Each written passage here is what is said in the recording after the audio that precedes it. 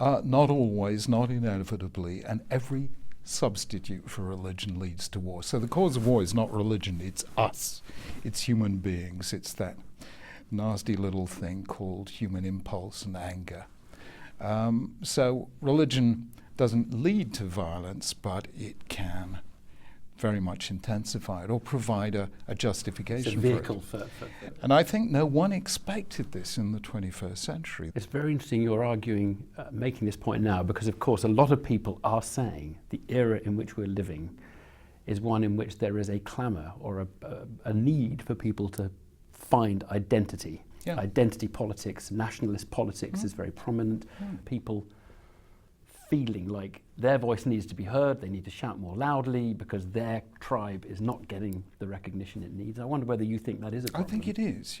We've lost our national identity. Do you think so? I think we really, really have, yes. And we kind of lost that in that welter of multiculturalism, and we said, actually it's very impolite to have a national identity. But this gets to the heart of a very awkward dilemma, doesn't it, about whether we all should have a shared identity or whether we should encourage people to have their own identity in a multicultural England or a multicultural Britain. The real difference is this: if there's a collective identity, society is a home. If you have multiculturalism, society is a hotel. It was supposed to lead to greater tolerance. What it led to was what Trevor Phillips called sleepwalking into segregation. Multiculturalism did not promote tolerance or shared identity. It said, you go off and do your own thing. And that turns out to be very destructive.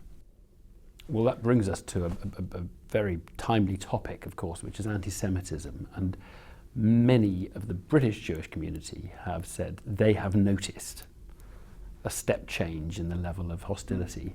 Have you noticed that, and does that worry you? Well, I noticed it because our youngest daughter actually encountered this when she was at university. And I found this deeply shocking because I had not experienced a single episode of anti-Semitism in my life, and I'm not exactly low profile. Chief Rabbis are fairly known to be Jewish for the most part. But it is there, actually. And of course, it's always in a new form because anti-Semitism is so socially unacceptable that it can only survive the way a virus survives, which is by mutating. In the Middle Ages, Jews were hated for their religion. In the 19th and 20th centuries, you weren't allowed to hate anyone for their religion because this is post-Enlightenment Europe. So they were hated for their race. Today you can't hate anyone for their race, so you hate them for their nation state. And that is why anti-Zionism is the new anti-Semitism. But this gets to the heart of a difficulty that some people are feeling about this whole chat about anti-Semitism, because there are some people who feel incredibly strongly about the state of Israel and things they don't like about it, particularly settlements and things. And they feel that the charge of anti-Semitism is effectively being used to kind of put a sort of moral question over their hostility to Israel. A group of school kids asked me just that question a week ago. And I said, tell me, hands up, which of you believes it's legitimate to criticize the British government? They all put their hands up. I said, which of you believes that Britain has no right to exist? Nobody put their hands up. I said, now you know the difference between criticism of the state of Israel and anti-Semitism.